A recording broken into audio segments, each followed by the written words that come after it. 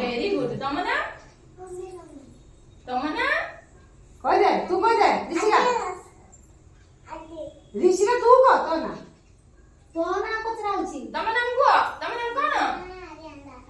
ଆର୍ୟନ ଦାସ। ହଁ ତମ ନା? ତମ ନା? ତମ ନାମ କଣ? ତମ ନା? ତମ ନା?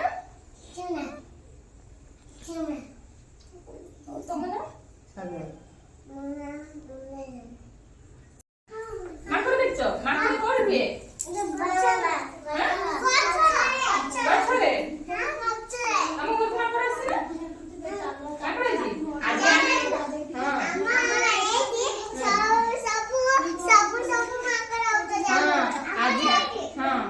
ଆଜି ଆମେ ଏଇ ମାଙ୍କଡ ଗପ ଶୁଣିବା ହେଲା। ମାଙ୍କଡ ଆଉ ଟୋପି ବାଲା ଗପ ଶୁଣିବା ହେଲା। ସମସ୍ତେ ଶୁଣିବା ନା?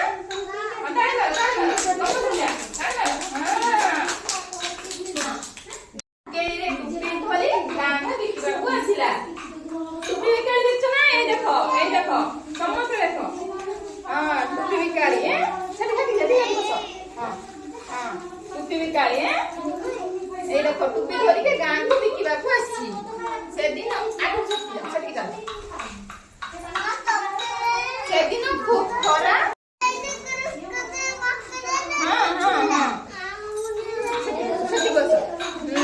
ଖରା ହୋଇଥାଏ। ହାଲିଆ ହୋଇ ଗୋଟେ ଗଛ ମୂଳରେ ବସି ଥକା ମେଣ୍ଟାଇଲା। ସେଇ ଗଛ ଉପରେ ଦଳେ ମାଙ୍କଡ ବସିଥିଲେ। ଦେଖନି ଗଛ ଉପରେ ଦଳେ ମାଙ୍କଡ ବସିଛନ୍ତି। ଆମ ଗାଁର ଗଛ ଉପରେ ମାଙ୍କଡ ବସନ୍ତି ନା? ସେମିତି ଦଳେ ମାଙ୍କଡ ବସିଥିଲେ। କିଛି ସମୟ ପରେ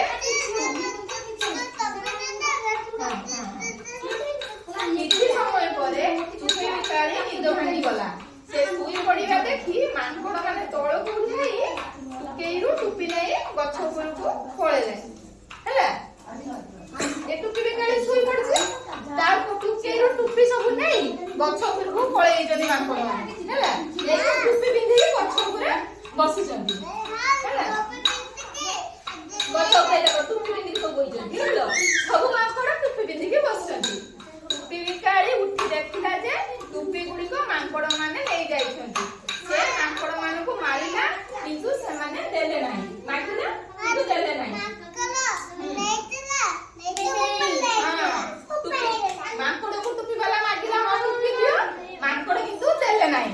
ସେ ଗଛ ଉପରେ ନେଇକି ଟୋପି ପିନ୍ଧିକି ବସିଲେ। ଶୁଣ ସେ ଗୋଟେ ଉପାୟ ପାଞ୍ଚିଲା। ନିଜ ମୁଣ୍ଡରୁ ଟୋପି ବାହାର କରି ଫୋପାଡ଼ି ଦେଲା। ଟୋପି ବିକାଳି କଣ କଲା? ନିଜ ମୁଣ୍ଡରୁ ଟୋପି କାଢିକି ଫିଙ୍ଗି ଦେଲା।